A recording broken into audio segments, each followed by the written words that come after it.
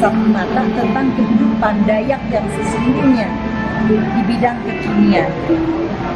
Jika pada tahun 50-an sampai tahun 65 masyarakat Dayak menopang ekonominya dari hasil karet, tahun 70-an sampai 80-an masyarakat Dayak menopang ekonominya dari hasil kayu. Tahun 80 sampai dengan tahun 2000-an masyarakat sudah beralih dari pengambil hasil hutan, sudah bergeser kepada ilmu budidaya. Artinya dia sudah paham makna rotan bukan hanya untuk sayuran tetapi juga bisa diolah. Makna bambu bukan hanya diambil rebungnya tetapi juga bisa diolah untuk menjadi kekuatan ekonomi mereka. Namun setelah kayu habis, maka muncullah pemikiran untuk mengeksploitasi sumber daya alam lain, yaitu tambang. Hasil tambang kekinian tahun 2000-an kemari dengan masuknya sawit, maka aktivitas ekonomi masyarakat itu menjadi sangat terbatas. Muncullah konflik tahun 2001, yaitu konflik etnis. Nah, disitulah saya mulai melihat bahwa perlu kebangkitan perempuan yang terkait dengan ekonomi produktif. Saat 2001, saya terpilih menjadi pimpinan sidang penyelesaian konflik etnis itu untuk menghasilkan 26 poin kesepakatan.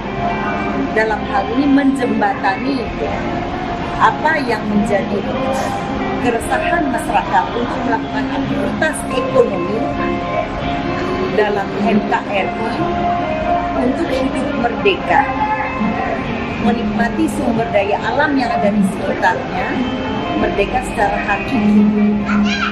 Maka dari 26 kesepakatan penekanannya adalah hak adat.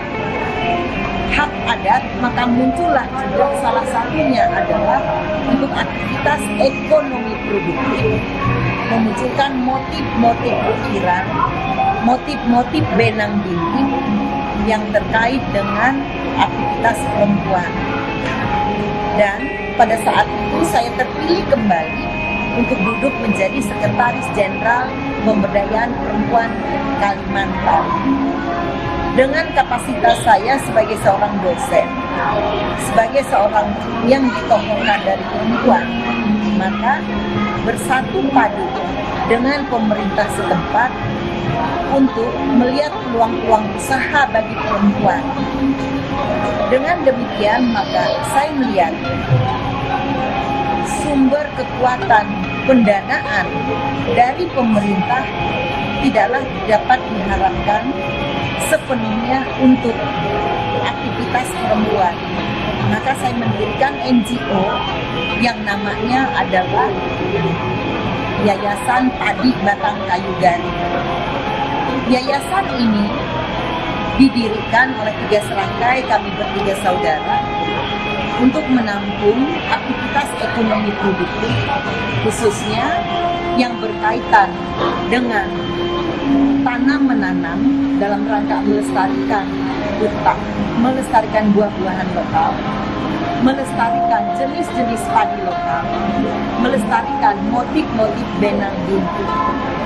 Dari 102 benang bintik yang ditulis oleh Damang Salilah, maka saya sudah mengembangkan ada 3 motif yang nuansanya adalah pohon kehidupan.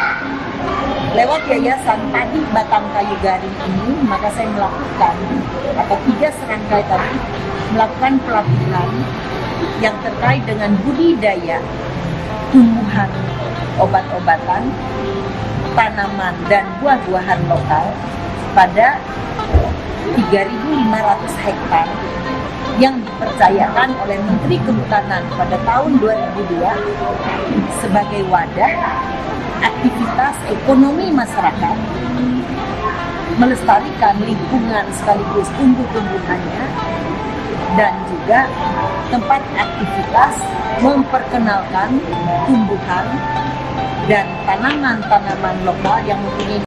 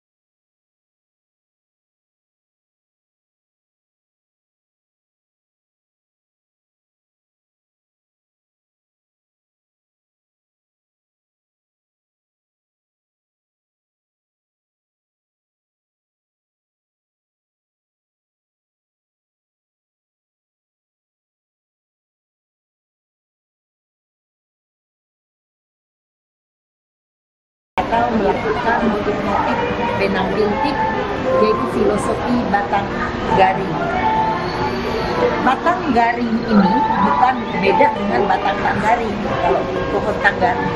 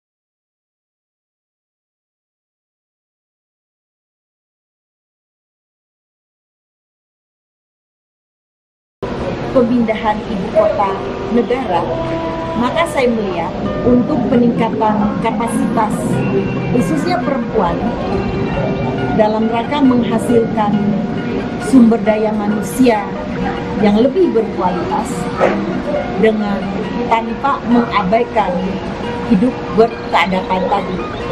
Nah, dengan demikian maka tingkat pendidikan orang Dayak tidak lepas daripada kehidupan untuk hidup melestarikan adat istiadatnya. Secara ekonomi, ranah Dayak ini adalah ranah yang berkecukupan. Tinggal bagaimana untuk menyambut sebagai ibu kota negara nanti mereka mempunyai daya saing. Nah, satu-satunya jawaban adalah peningkatan kapasitas daripada perempuan sebagai tulang punggung keluarga. Tulang punggung keluarga artinya pembagian pekerjaan antara laki dan perempuan dalam kehidupan Dayak itu. Jadi dalam hal pengambil keputusan ini dilakukan bersama-sama. Igualiter. Ya, ini ditandai dengan kehidupan keseharian mereka secara turun-temurun. Kalau mencari nafkah sama-sama, si istri itu berada di samping, mengemudi. Laki-laki yang hanya mengayuh saja. Nah, dalam filosofi kehidupannya maka Munduk sama Randa, Mendeng sama Kegantung. Sehingga dalam diferensiasi peranan ini tidak ada perbedaan. Pengambilan keputusan sama, hanya saja dalam pembagian pekerjaan yang dibedakan. Kalau pekerjaan di luar rumah dan terkait dengan terkait dengan pekerjaan yang berat dan kasar, maka ini dikerjakan oleh laki-laki. Tetapi pekerjaan domestik termasuk mengasuh anak, merawat anak di rumah, pola asuh dan seterusnya ini seakan-akan menjadi tanggung jawab perempuan. Dengan demikian, maka dalam kehidupan Dayak, khususnya kawasan timur, hampir sama bahwa tulang perempuan itu adalah sebagai tulang punggung keluarga. Maka yang dikatakan dengan ilmu padi bagi orang Dayak adalah semakin dia berisi, semakin dia punya pendidikan, semakin dia bijak, maka dia semakin merunduk, semakin diam, semakin melihat. Melihat adalah manusia yang hidup penuh dengan kemakmuran, dekat dengan alam, ramah, dan tidak biasa diganggu. Karena hidupnya tidak biasa diganggu, maka kehidupan orang Dayak ini dia juga tidak suka mengganggu orang, suka mengalah. Tapi mengalah dalam artian ada batasan. Dia akan merantau apabila sudah punya kemampuan. Itu ciri orang Dayak. Kalau dia berani merantau, berarti dia punya kemampuan. Kemampuan apa? Bukan berarti pendidikannya sudah cukup. Mungkin justru merantau karena cari pendidikan. Merantau mencari pendidikan apabila dia sudah merasa dirinya mampu untuk membiayai pendidikan yang dia tuju. Tetapi kalau dia merantau untuk mencari pendidikan dan sekaligus bertarung untuk mencari kehidupannya, itu bukan pola kehidupan orang Dayak. Tapi orang Dayak kalau sudah merantau, dia punya kemampuan, baik kemampuan untuk bersaing maupun kemampuan finansial. Dan dia juga punya kekokohan harga diri. Ya, itu sangat kuat sekali. Ini Bu beri statement untuk agar wanita Dayak, wanita Kalimantan itu juga bisa bersaing di dunia bisnis kuliner dan juga fashion. Betul. Jadi saya kira kalau fashion orang Dayak tidak kalah ya. Baik dari bentuk wajah, penampilan dan keberanian untuk fashion. Namun kalau untuk bisnis, nah itu dia. Pada umumnya kami orang kawasan timur ini, karena pada umumnya adalah beragama Nasrani, Kristen, karena dalam ajaran Nasrani itu bahwa seakan-akan berjualan itu adalah mencari keuntungan. Mencari keuntungan dari orang lain itu adalah tidak masuk dalam ajaran. Tidak masuk dalam ajaran, seakan-akan dosa. Maaf, seakan-akan dosa. Nah, sehingga untuk menggeser bahwa berdagang atau bisnis ini bahwa ada tidak dosa, begitu ya. Nah, ini yang lambat laun untuk dapat disosialisasikan dan memang sudah pada saatnya dia juga menjadi pebisnis. Pebisnis dalam artian, dalam konteks orang Dayak, bisnis bukan mesti harus bisa berbohong, begitu ya. Ya, karena apalagi nanti ibu kota pindah di Kalimantan, tentu banyak peluang untuk menjual busana Dayak, Sepakat. aksesoris Dayak. Sepakat. Iya. Nah, artinya orang Dayak ini, khususnya Dayak pedalaman, suku saya di Dayak pedalaman, dia enggan untuk atau pantang untuk menghasilkan sesuatu yang tidak bermakna. Seperti apa? Jadi bisnis orang Dayak itu relatif mempunyai Eksklusif ya. mempunyai ya eksklusif. Nah mungkin ibu juga melihat ya. Nah, eksklusif dalam artian curahan waktu yang diberikan itu sangat mahal. Sangat mahal karena dia harus meninggalkan rumahnya, keluarganya. Nah, dalam konteks ini maka saya secara pribadi merindukan sejalan dengan program utama pemerintah 5 tahun ke depan adalah SDM, peningkatan kapasitas sumber daya manusia, terutama menggali potensi diri dari perempuan-perempuan Dayak itu agar bisa melakukan aktivitas ekonomi produktif dan mempunyai pasar. Kalau dia bertahan dengan bisnis yang lebih eksklusif dalam artian ya lo beli, syukur, tidak juga tidak apa-apa, saya pakai, saya cukup puas kan begitu. Nah ini hendaknya pelan-pelan harus kita ajak keluar dari wilayah itu karena tuntutan zaman Kompetitif ya. ya. Jadi bukan hanya aktivitas ekonomi untuk menghasilkan uang, tetapi yang kita butuhkan agar dunia ini juga tahu bahwa perempuan Dayak menghasilkan sesuatu, fashion, kuliner, dari segi rasa dan kualitasnya juga tidak kalah. Jadi kalau dia terlalu eksklusif kan, dia hanya konsumtif begitu. Jadi bagaimana ini kita bawa keluar, dan memang sudah banyak juga keluar.